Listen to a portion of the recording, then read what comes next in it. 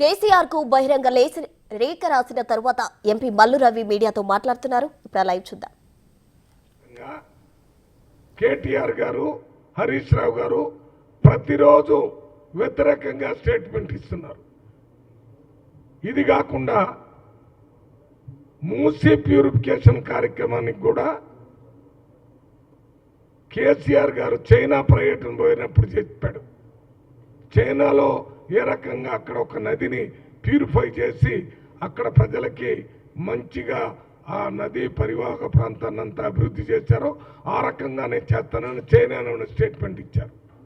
లండన్లో ఉన్న ఒక థేమ్స్ నదిని కూడా డెడ్ చచ్చిపోయిన నదిగా పేరుంది 1950లో. దాని తర్వాత అక్కడ ఉన్న ప్రభుత్వాలు దాన్ని బాగు చేసి ఇప్పుడు కొన్ని వందల రకాల చేపలు, మంచినీళ్ళు, పర్యాటక కేంద్రాలు అన్నీ ఏర్పాటు చేసి ఆ లండన్ పట్టణానికే తలమానికంగా దాన్ని చేసడం జరిగింది.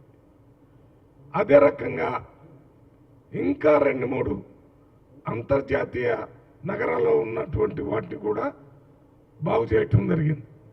ఇది హైదరాబాదులో ఉన్నటువంటి ఈ మూసీ నది మీద చేసే కార్యక్రమాలన్నీ కూడా బ్యూటిఫికేషన్ కోసం చేసేది కాదు, ప్యూరిఫికేషన్.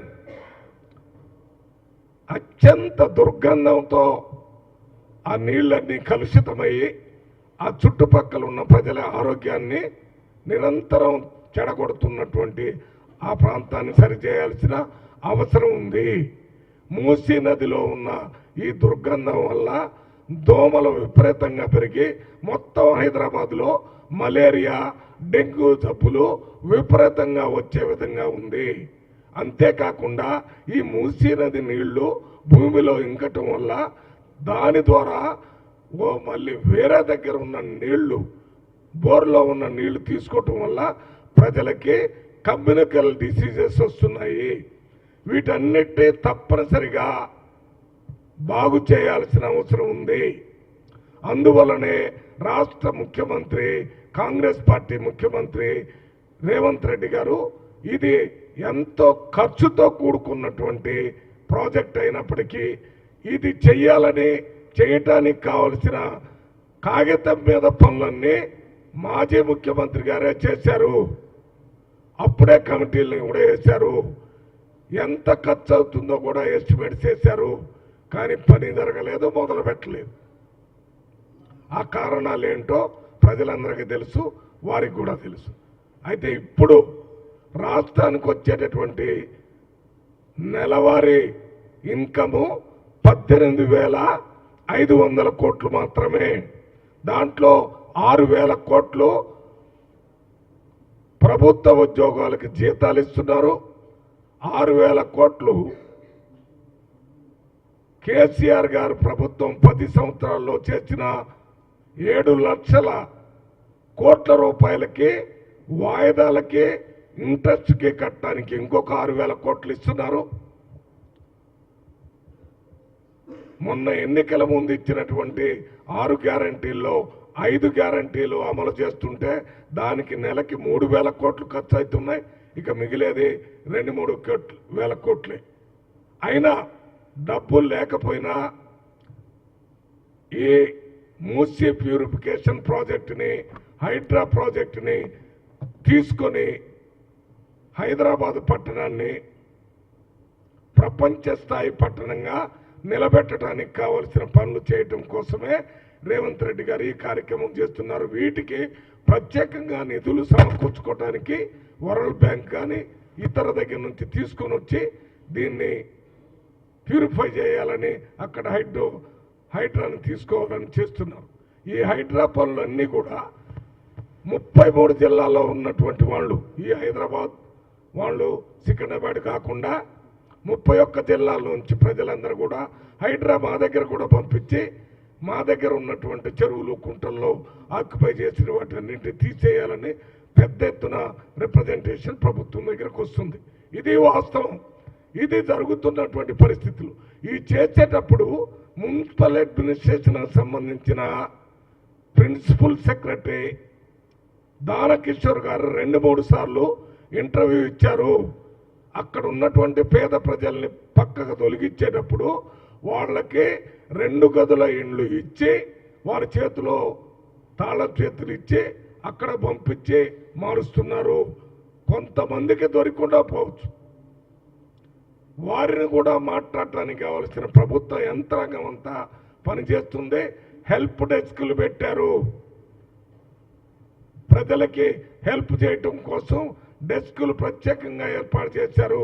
పేద ప్రజల ఇండ్లు బలవంతంగా తీసివేసి పేద ప్రజల పొట్టలు కొట్టాలనే ఆలోచన కాంగ్రెస్ పార్టీకి లేదు. కాబట్టే పేద ప్రజల కోసం 500 రూపాయల గ్యాస్ సిలిండర్, పేద ప్రజల కోసం 200 యూనిట్లు కరెంట్ ఫ్రీ, పేద ప్రజలకి 10 లక్షల రూపాయలు ఆరోగ్యశ్రీ, పేద ప్రజలకి 500 రూపాయలకి గ్యాస్, పేద ప్రజలకి ఇందిరమ్మ ఇండ్లు 5 లక్షలకి ఇచ్చి ఆదుకునేటటువంటి ఇది పేద ప్రజల పక్షపాతి కాంగ్రెస్ ప్రభుత్వం రేవంత్ రెడ్డి.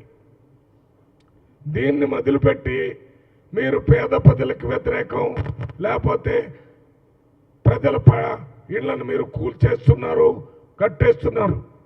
మీరు ఒక్కసారి వెనక్కి తిరిగి చూడండి. హరీష్ రావు గారు, కేటీఆర్ గారు, కేసీఆర్ గారికి చెప్తున్నాను, సిద్దిపేట దగ్గర మెదక్ డిస్టిక్లో మల్లన్న సాగర్ ప్రాజెక్టు చేసేటప్పుడు ఏ రకంగా గ్రామంలో ఉన్న ప్రజలు ఉద్యమాలు చేశారు. అసలు మీరు ప్రతిపక్ష పార్టీ వాళ్ళని అక్కడ కలవటానికి బానిచ్చారా? దారిలోనే అరెస్ట్ చేశారు. కొంతమందిని హౌస్ అరెస్ట్ చేశారు. ఇవాళ మిమ్మల్ని స్వేచ్ఛగా అన్ని చోట్ల పోయే ఏర్పాటు చేస్తున్నాం. ప్రజలతో కలిసి వాళ్ళ సమస్యలు తెలుసుకొని వాళ్ళకి నిజంగా సమస్యలు ఉంటే ప్రభుత్వానికి తెలియజేయడానికి కావాల్సిన అవకాశాన్ని ప్రతిపక్ష పార్టీలకి, సివిల్ సొసైటీకి మొత్తానికి అవకాశం ఇస్తున్నాం.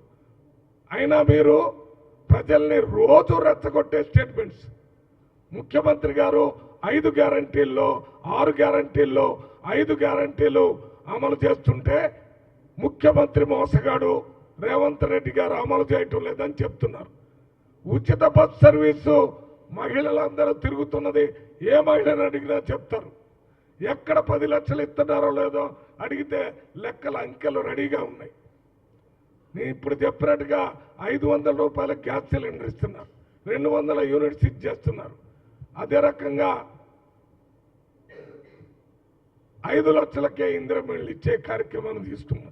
ఇవన్నీ అమలు జరుగుతుంటే అమలు జరగటం లేదని గోబెల ప్రచారంలో భాగంగా వాటిని జరగటం లేదని ఇప్పుడు కూడా స్టేట్మెంట్ ఇస్తున్నారు కేటీఆర్ గారు. నిన్నగాక మొన్న 2-3 రోజుల నుంచే మూసీ నది ప్యూరిఫికేషన్ కార్యక్రమాన్ని మొదలుపెట్టారు. వారు ఏం చెప్తున్నారు? మూసీ నది ప్యూరిఫికేషన్ అనేది కాంగ్రెస్ పార్టీకి రిజర్వ్ బ్యాంక్ ఆఫ్ ఇండియా లాగా డబ్బులు దోచుకోవడానికి ఉపయోగపడుతుందని చెప్తున్నారు. అర్థం ఉందా కేటీఆర్ గారు మీరు మాట్లాడేదానికి? అసలు శాంక్షన్ లేదు, డబ్బులు డ్రా చేయలేదు. ఇదంతా ఇనిషియల్ స్టేజ్లోనే ఉంది.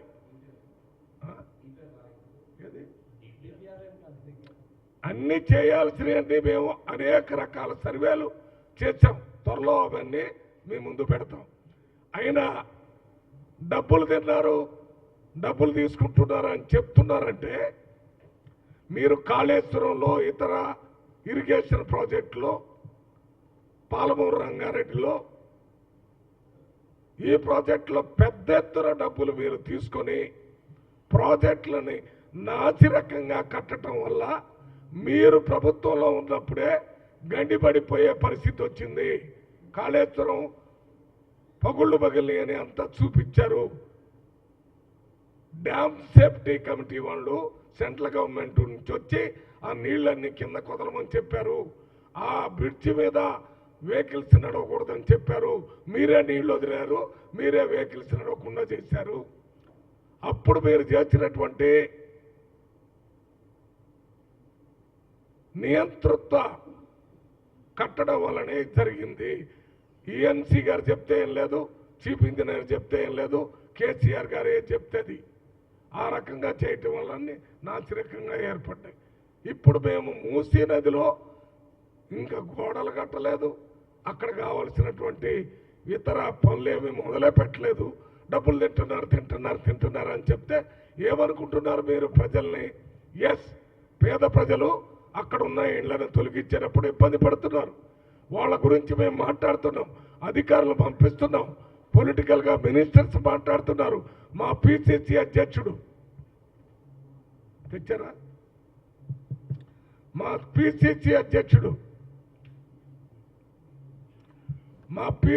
అధ్యక్షుడు మహేష్ కుమార్ గౌడ్ గారు మీడియాలో చెప్పాడు, మీరు చెప్పే తప్పుడు ప్రచారాలు, గోబల ప్రచారాల వల్ల ఈ ప్రభుత్వానికి లాభం జరుగుతుంది కానీ నష్టం జరగదు. ఏదైనా నష్టం జరిగితే అది బీఆర్ఎస్ పార్టీకే జరుగుతుంది.